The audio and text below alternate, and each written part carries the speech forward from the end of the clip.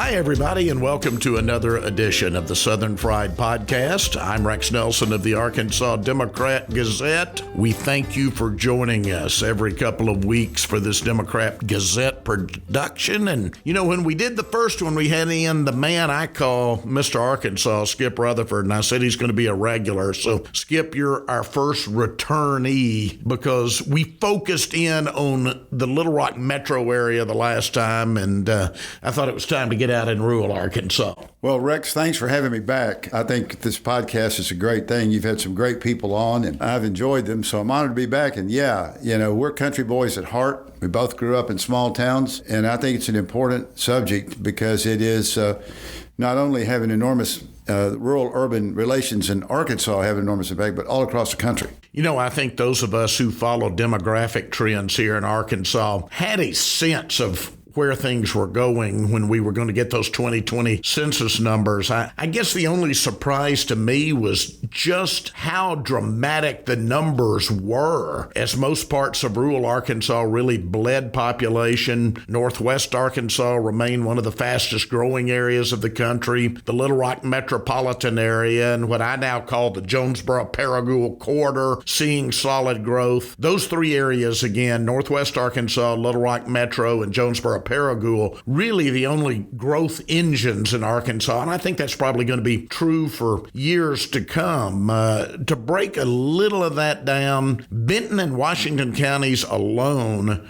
grew by 105,800 people during that decade. Benton County, 28.5% growth. Washington County, 21.1% growth. Fayetteville passes Fort Smith as the state's second largest city. Jonesboro grows 16.8%. Paragould grows 13.1%. The six-county Little Rock metro area grows 6.9%. Pulaski County, still the state's largest county population-wise, 4.3%. Faulkner County, Saline County, solid growth. Saline County, 15.2%. Faulkner County, 9.1%. Little Rock passes the 200,000 mark for the first time with a growth rate of 4.7%. Growth rates of 3.7% for North Little Rock, 8.9% for Conway. We talked about a little of that the last time. Here we go, though. Of the state's 75 counties, 53 of the 75 lost population. Phillips County, and you and I love the history of the Helena area and going over there and the blues history and the food history. Helena and Phillips County. Phillips County falls from 21,700 to 16,500. That's a 23.8% drop in just 10 years. 1 in every 4 people gone. County seat of Helena, a 22.5% decline. Now, Delta population losses not confined to Phillips County. St. Francis County loses 18.3%. Lee County loses 17.5%. Monroe County loses 16.6%. Woodruff County loses 13.7%. Chico County loses 13.5%. Not confined to the Delta either. Other parts of South Arkansas. Dallas County loses 20.1%. Lafayette County loses 17.5%. Ouachita County with Camden loses 13.3% of its population. Jefferson County with Pine Bluff and neighboring Cleveland County each lose 13.1%. So we'll start with an easy question. Where do you see rural Arkansas going in the next decade? Well, other than that, Mrs. Lincoln, how'd you like to play? Yeah. The news is not good. And I think, Rex, you've laid it out very correctly, and you've predicted this for a long time. And the 2020 census confirmed this. Arkansas now has 3 major regional destinations. We have always thought of ourselves as a rural state because we were. You and I grew up in a rural state. That's right. We're becoming rapidly urbanized now. We're becoming rapidly urbanized, and we have 3 major urban regions, and you've outlined them, and that's Northwest, that's Central, and that's the Jonesboro-Paragould corridor, and in all of those areas, some doing better than others, but all doing well. Mm-hmm. I mean, when you have 53 of the 75 counties that lose population, most of the 22 are in one of those 3 That's right. Regions. That's right. When you look at it, Rex, the southernmost county in Arkansas that gained population, and it was 0.03%, was Grant County. Wow. And that's considered part of the Little Rock Well, Metro. Most of those are people driving into Little Rock for work. Sheridan. But when you think of put it in that perspective as the southern point of growth, that leaves a lot of decline in South Arkansas. Now, and we'll go in this, but one of the things I want to raise is you and I both care about the Delta. You worked in the Delta. I grew up in the Delta. The Delta gets a lot of attention in terms of decline. I think we have to look very carefully at what's happening in South Arkansas. Oh, yeah. Yeah, and I tell people that. I say that it's not just the Delta. Go to Southwest Arkansas and drive through Stamps, drive through Louisville in Lafayette County, and look at all the empty buildings downtown. So I want to ask you a question. Do you think there's a possibility of a fourth regional urban area? Because when you look at those numbers, El Dorado's lost population, Pine Bluff's lost population, Texarkana's lost population. Where is the next growth region, or is there one? I think if there's going to be one, if you take contiguous counties and consider it a region, and you know I'm biased in this, Skip, but I think the one with the best chance is that triangle of Hot Springs, Malvern, and Arkadelphia. Hot Springs obviously has the natural attributes of being a national park, being the state's top tourism destination, some really potential exciting things happening there. On the day we're taping this, I'm about to head to Hot Springs to speak to the Rotary Club. In an era when higher education is going to be more and more important, Arkadelphia obviously with two four-year universities there. Only other cities that can claim that are Conway and Little Rock. So the only place in South Arkansas that has two four-year institutions. And then you go over to Malvern, and you've got a two-year institution there. You take the two-year institution in Hot Springs. And so in that triangle, you actually have four institutions of higher learning, which I think could lead to something exciting happening in that region. That's speculation on my part, but if I were to pick one, that's where I'd pick. Yeah, and I think that's a pretty good analysis. I keep looking at thinking, can El Dorado make it? Because a lot of private investment and a lot of hope there in El Dorado. And I look at El Dorado and I think in Texarkana, with hope being close by, could they make it? But the interesting thing about this is that creating another regional area is going to be a challenge. But when you look at the numbers, Rex, from 1960, which was the last decade Arkansas lost population.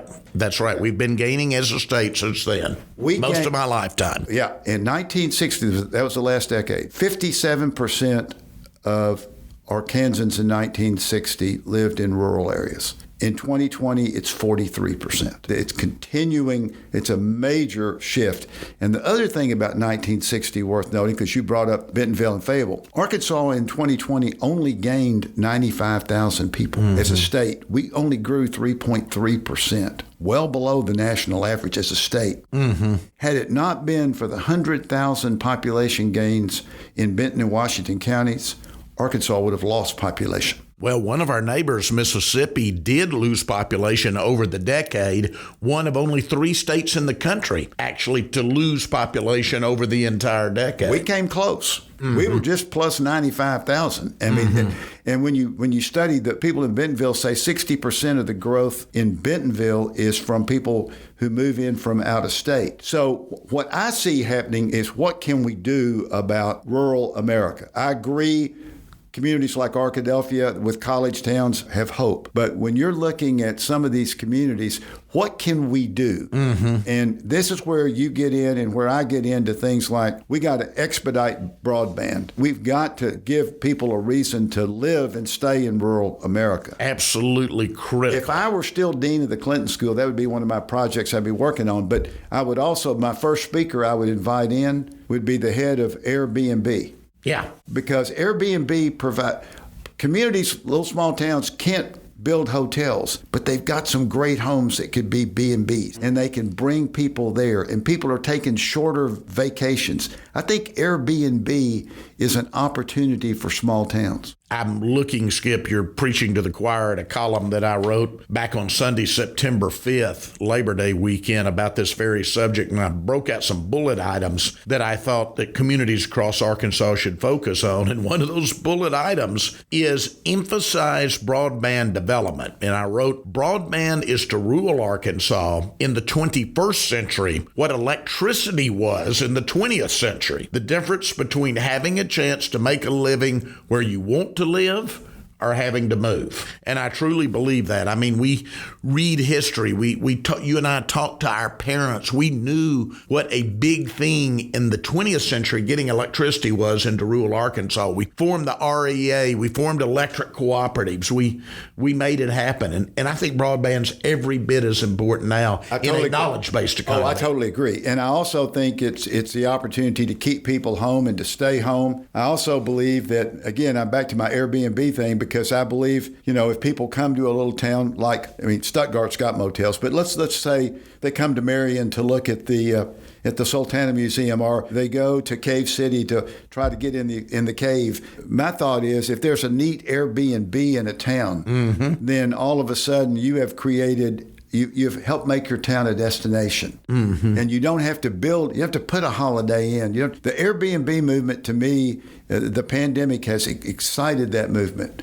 because people can work in Little Rock, but can work anywhere. You can have your office at the Democrat Gazette, but you could travel Arkansas and stay in Airbnbs and still be on your job. Yeah.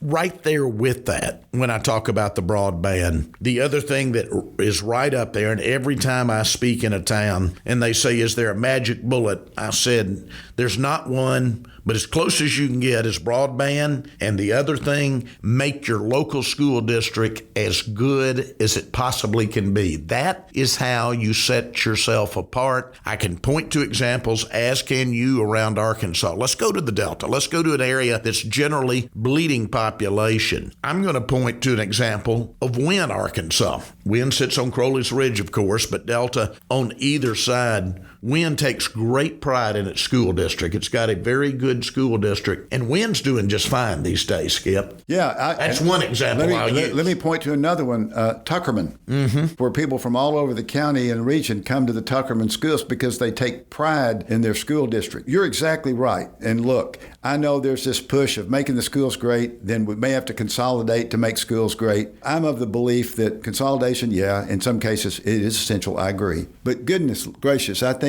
back, the small little towns, what the athletic programs, what the school cafeterias mean to the community of life in these small little towns. The thing I'd like to see done for rural America, Rex, is these towns, the small towns that have hospitals, that we've got to keep them there. Helena tries trying to keep that hospital there, Monticello. But the other thing I would like to see, and there's a lot of politics involved. DeQueen's actually building a new hospital, which is rare in a small town. I wrote about that recently. And what a great job Steve Cole and others are doing down there on economics. What a great job. The other thing I'd like to see, and there's politics involved, is I'd love to see, and I'll cross wires with the Medical Association here, but I'd love to see telemedicine in every school in Arkansas, every school nurse, so that kids have access to telemedicine. The pandemic has increased the use of telemedicine. We're not going to be able to, you and I can talk about all we want to. We're not going to be able to get doctors and nurses in hospitals all over this state, but we can get broadband, and we can have that child in that school nurse office talking to a professional at Arkansas Children's Hospital. And so I think telemedicine is another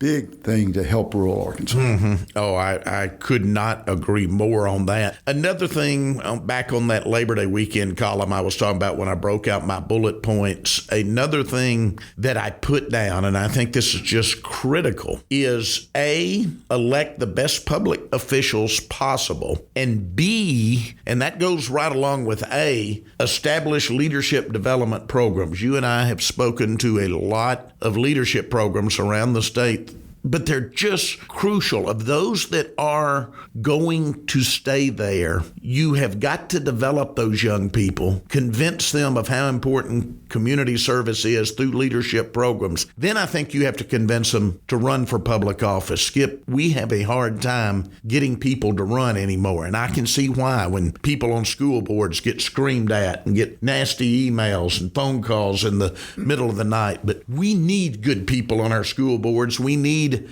more good people on our county quorum courts. We need more good people in our city councils. And frankly, we need a better quality of state legislator in this state. Rex, public service is a noble calling, and obviously I'm very prejudiced in this area. Just retired as the dean of the Clinton School of Public Service, the only one in the country. I couldn't agree with you more in terms of encouraging people to get involved not only in elective office, but in community service. And so I think what we have to do as policymakers, we've got to look at the things like the visionaries did about getting electricity, the REA program. I mean, what a visionary thing that was, and what a political battle that was. We've got to get broadband everywhere. And I give the governor credit. He's trying to do that. That's one thing I give him credit. We've got to get that. I think we've got to break down that barrier of telemedicine. Every kid ought to be able to see a doctor, regardless of whether there's a provider within 50 minutes. The school ought to be able to access telemedicine to UAMS and Children's and others. We could improve rural health care with telemedicine. That's a no-brainer. I mean, we just ought to do it. And I understand the politics on the other side. The other thing that I think that has been done, and you deserve some credit for this because you write about it and you talk about it, and you don't talk about everything that's wrong. You talk about good things that are happening in these places. But we're getting ready. We have seen some great infusion into rural areas in our state parks. You and I went through Jacksonport together. Oh, and I was just recently back to speak to the Jackson County Historical Society. At Jacksonport? I mean, yeah. And that visitor center, I mean, it is truly world-class architecture. It is absolutely wonderful in rural Arkansas. And when you look at a lot of our state parks, in fact, the vast majority of them are on or around small towns. And the investment that we've been able to do through the 1/8 cent that has provided that for state parks, as you say, the Jackson County Historical Society, what a wonderful place for a rural area to have a meeting place and a gathering place. Well, you look at Mount Magazine, you look at Wilhelmina, you look at DeGray. I mean, we just go down the list of places, what the Diamond in Murfreesboro. I mean, our state parks are a big part of rural existence and development.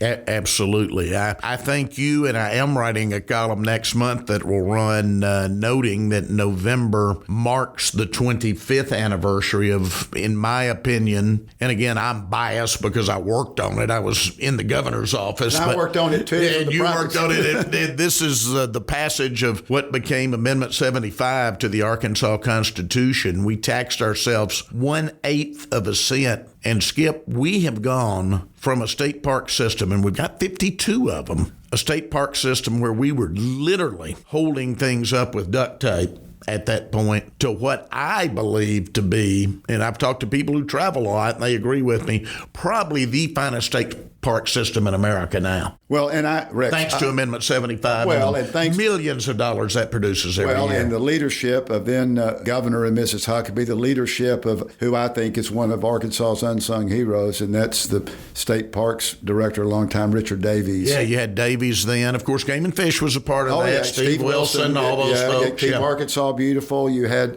and then you've got people like Greg Butts and Joe David Rice and others, and that were very involved in it. But the point, rural Arkansas is a winner. I mean, Jacksonport is a winner. And so one of the ways we can invest is to promote our parks, promote our tourism. That gets me back to my Airbnb thing. I've struggled for years. I used to say, I remember telling my friend, the late Stanley Reed, I'd go visit him in Mariana, and we'd drive around, and I would say, if somebody came over here looking for economic development, where would they stay? Well, there wasn't a nice hotel or anything. Yeah. But now there could be a nice Airbnb. This concept is catching on, and people could come in and stay and look. So I think our role is, I don't know whether we can stem the population flow out of Phillips County. People do their own thing.